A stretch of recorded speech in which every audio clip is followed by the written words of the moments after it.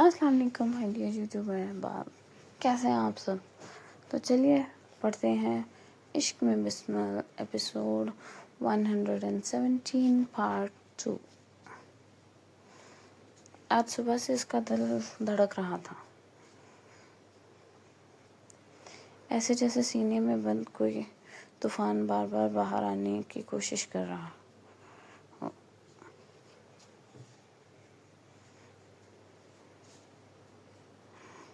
من پسند عورت کا بھی الگ ہی خمار ہوتا ہے، وہ خمار جو انسان کو خود سے بھی بیگانہ کر دے۔ وجدان خان اپنی ساری دنیا بھول چکا تھا، ہر سوچ، ہر ترجمہ، ہر سکون بس ایک ہی سمت میں جا رہا کر رک گیا تھا۔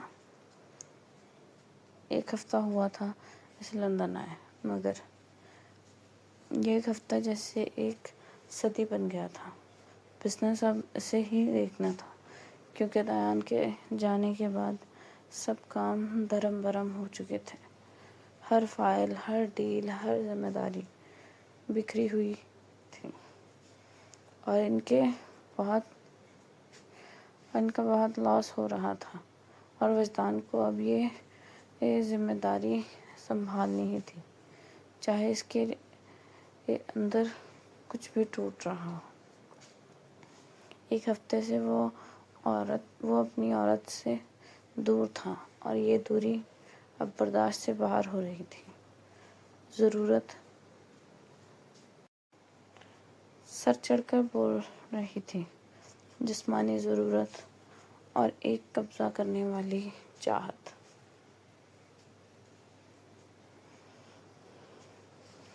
ایک بے قابو کشش جو اس کے اندر آگ کی طرح پھیل رہی تھی، اور بیوی اتنا دور بھاگتی تھی کہ فون پر بھی ذرا رومانٹک بات نہیں کرتی تھی۔ یہ فاصلہ، یہ انکار اس کے اندر ایک عجیب سا غصہ اور بے چینی پیدا کر رہے تھے۔ وجدان خان اب ہر وقت غصے سے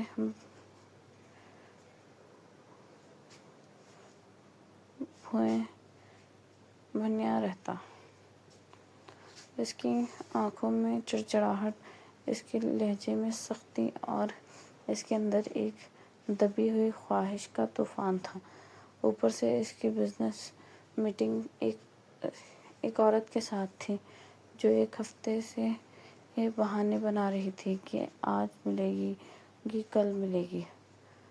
ہر دن کا انتظار اس کے صبر کو اور کمزور کر رہا تھا۔ وجدان خان چاہتا تھا جلدی ہی میٹنگ ہو اور وہ واپس بھاگے اپنی دنیا، اپنی عورت، اپنے سکون کی طرف۔ لیکن میڈم مارگریٹ اپنی اکڑ میں جانے کیا چاہتی تھی۔ اس کی تاخیر اب وجدان کے لیے پروفیشنل مسئلہ نہیں رہی تھی، بلکہ اس کے اندر کی بے چینی کو اور بڑھا رہی تھی۔ آج صبح سے دل بہت دھڑک رہا تھا، حوالہ خان کو باہوں میں لینے کو مچل رہا تھا، جیسے وہ اس کی موجودگی کے بغیر ادھورا ہو۔ اگر وہ پریگننٹ نہ ہوتی تو اسے ساتھ لے آتا۔ یہ دوری کا عذاب تو نہ جھیلنا پڑتا۔ وہ آج سوچ چکا تھا کہ واپس چلا جائے گا۔ اتنے بھی وہ لوگ مجبور نہیں تھے جو ایک عورت کا 1 ہفتہ انتظار کرنے۔ پینٹ کوٹ کے نیچے بلیک شرٹ پہنے اور براؤن بالوں سلیقے سے سیٹ کیے، آنکھوں پر بلیک گوگل لگائے، وہ پہاڑی سینے والا جوان مرد حسینوں کا قاتل لگ رہا تھا۔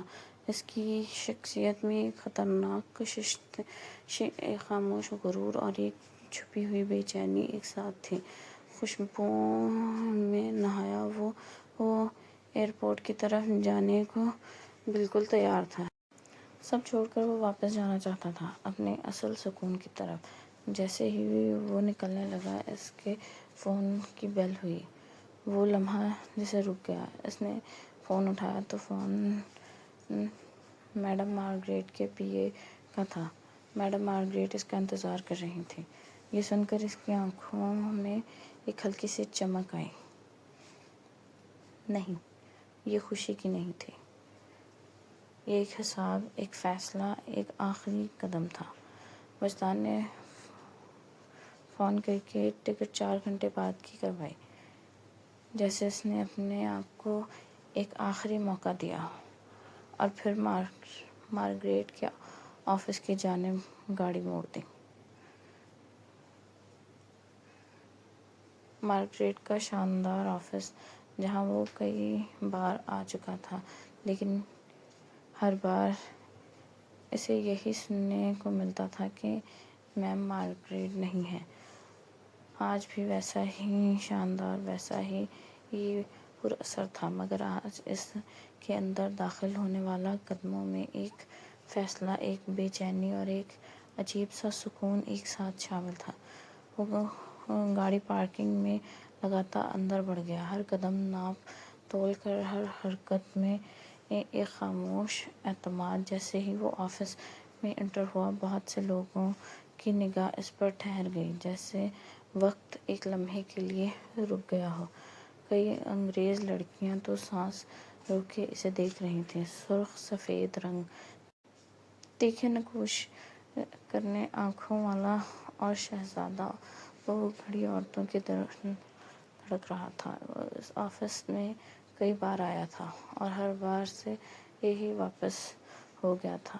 ہر بار ایک ادھورا لمحہ، ایک ادھوری ملاقات، لیکن اب مارگریٹ نے اسے خود بلایا تھا، اور یہی فرق آج کی فضا میں ایک انجانی سی شدت گھول رہا تھا۔ وہ آفس میں ہی تھی، وہ تو اندر کی طرف بڑھ گیا، جیسے اب رکنے کا کوئی جواز باقی نہ۔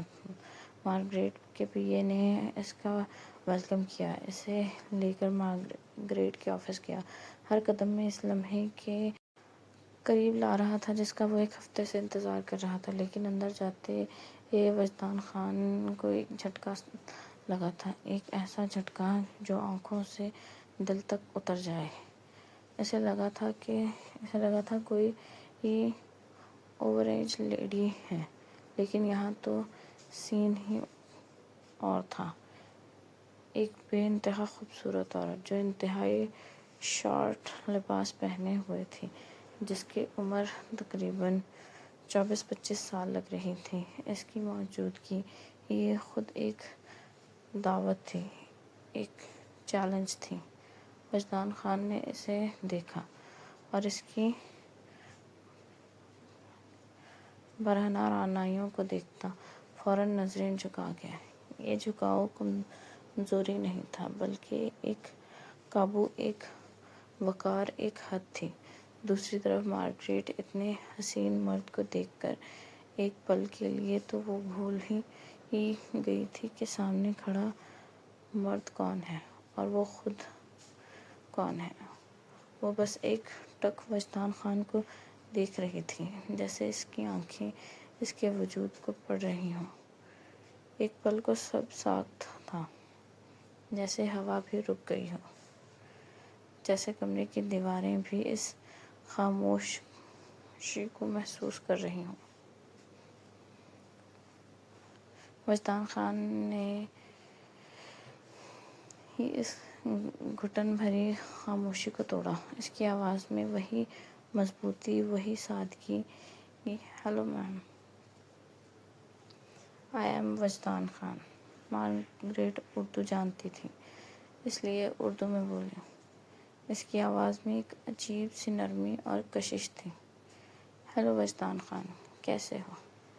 وجدان خان نے حیران ہو کر اسے دیکھا۔ ایک لمحے کے لیے اس کی آنکھوں میں سوال آیا۔ وجدان خان کی حیرانی بھانپ کر وہ دلکشی سے مسکرائی۔ اس کے سفید موتیوں جیسے دانت اس کی شخصیت کو مزید نکھار رہے تھے، جیسے وہ جانتی ہو کہ اس کی مسکراہٹ کیا اثر ڈالتی ہے۔ وجدان خان کی جگہ کوئی اور مرد ہوتا تو مارگریٹ کے حسن کو دیکھ کر اس کا دیوانہ بن جاتا، لیکن وہ وجدان خان تھا، وفا کا پیکر، جس کی چاہت صرف اپنی بیوی تک محدود تھی۔ جسے ایک ہی عورت کی ضرورت تھی، اور وہ تھی اس کی کم سن بیوی حالہ وجدان خان۔ کو دیکھ کر مارگریٹ اس پر دل ہار گئی تھی۔ اتنا وسیع اور مضبوط مرد، اور اوپر سے اس مرد نے اسے ایک بار بھی آنکھ اٹھا کر نہیں دیکھا، بس کام کی بات کر رہا تھا، جیسے مارگریٹ کا حسن اس کے لیے کوئی معنی نہ رکھتا ہو۔ یہی بے رخی، یہی وقار، یہی نظر کا جھکا مارگریٹ کے دل میں ایک نئی آگ لگا رہا تھا۔ مارگریٹ نے اسے منخمور نظروں سے دیکھ رہی تھی، ہر نظر میں خواہش، تجسس اور ایک چیلنج چھپا ہوا تھا، لیکن وجدان ایسا تھا جسے اس کی آنکھوں کی طلب سے بالکل انجان ہو، جیسے وہ اس کھیل کا حصہ ہی نہ ہو۔ اسے تو بس یہ میٹنگ کے بعد پاکستان جانا تھا، جہاں اس کے دل کی دھڑکن اس کی لاڈلی بیوی حولہ تھی۔ وہیں اس کی دنیا تھی، وہی اس کا سکون، وہی اس کی کمزوری۔ مارگریٹ نے ہلکی سے مسکرا کر اپنی کرسی سے اٹھتے ہوئے کہا، تو مسٹر وجدان خان، آخرکار آپ آ ہی گئے۔ اس کی آواز میں ایک عجیب سی نرمی تھی، مگر اس نرمی کے پیچھے اس کے دل کی بدلتی حالت تھی، جو اس مرد کو دیکھ کر ہوئی تھی۔ وجدان خان نے صرف سر ہلایا۔ اس کی آنکھیں اب بھی قابو میں تھیں، جیسے وہ خود کو ہر لمحہ یاد دلا رہا ہو کہ وہ یہاں کیوں آیا ہے۔ مارگریٹ آہستہ آہستہ اس کے قریب آئی، ہر قدم ناپ تول کر، جیسے وہ اس کے ارد گرد ایک دائرہ بنا رہی ہو۔ آپ کو کافی انتظار کروایا میں نے، وہ اس کے قریب رک کر بولی، اتنی قریب کہ اس کی خوشبو سیدھا وجدان کے حواس کو چھو رہی تھی۔ وجدان نے ہلکا سا فاصلہ بنایا، ایک چھوٹا سا قدم پیچھے، مگر اس قدم میں ایک واضح حد تھی، ہم یہاں بزنس کے لیے ہیں مس مارگریٹ، بہتر ہوگا ہم اسی پر رہیں۔ مارگریٹ کے لبوں پر مسکراہٹ گہری ہو گئی، جیسے یہی جواب وہ سننا چاہتی تھی۔ آپ جیسے مرد ہمیشہ اتنے سیریس ہوتے ہیں۔ وہ اب اس کے گرد چل رہی تھی، آہستہ آہستہ، جیسے وہ اسے پڑھ رہی ہو، سمجھ رہی ہو، یا شاید پھنسانے کی کوشش کر رہی ہو۔ وجدان خاموش رہا۔ اس کی خاموشی میں بھی ایک جواب تھا، ایک انکار، ایک مضبوطی۔ مارگریٹ اس کے سامنے آ کر رک گئی، اس کی نظریں سیدھا اس کی آنکھوں میں تھیں۔ یا پھر آپ خود کو روک رہے ہیں؟ یہ سیدھا وار تھا۔ ایک لمحے کو کمرے میں خاموشی چھا گئی، وہی خاموشی جو کسی طوفان سے پہلے آتی ہے۔ وجدان خان نے آہستہ سے اس کی طرف دیکھا۔ اس بار اس کی آنکھوں میں وہی ٹھنڈا، خطرناک وقار تھا۔ ہر خوبصورت چیز کے پیچھے بھاگنا میری عادت نہیں ہے۔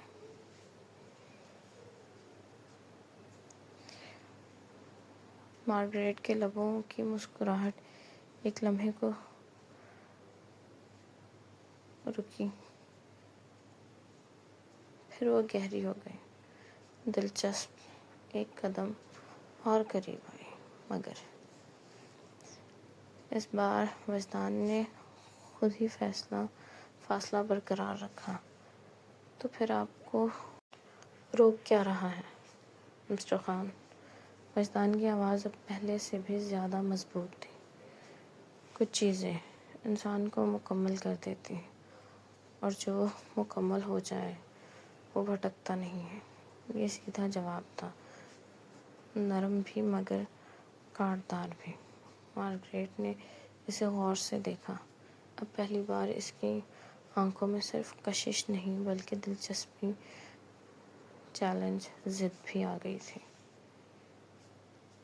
تو یہ کھیل آسان نہیں ہوگا، وہ دل ہی دل میں مسکرائی۔ ٹھیک ہے مسٹر خان۔ وہ واپس اپنی کرسی پر جا کر بیٹھ گئی، مگر اس کی نظریں اب بھی اسی پر جمی تھیں۔ آئیں بزنس کی بات کرتے ہیں۔ مگر اس کی آنکھوں میں صاف لکھا تھا کہ وہ ہار ماننے والی نہیں۔ اب کہانی جاری ہے۔ اگر کہانی پسند آئے تو پلیز چینل کو سبسکرائب کریں۔ شکریہ۔ اللہ حافظ۔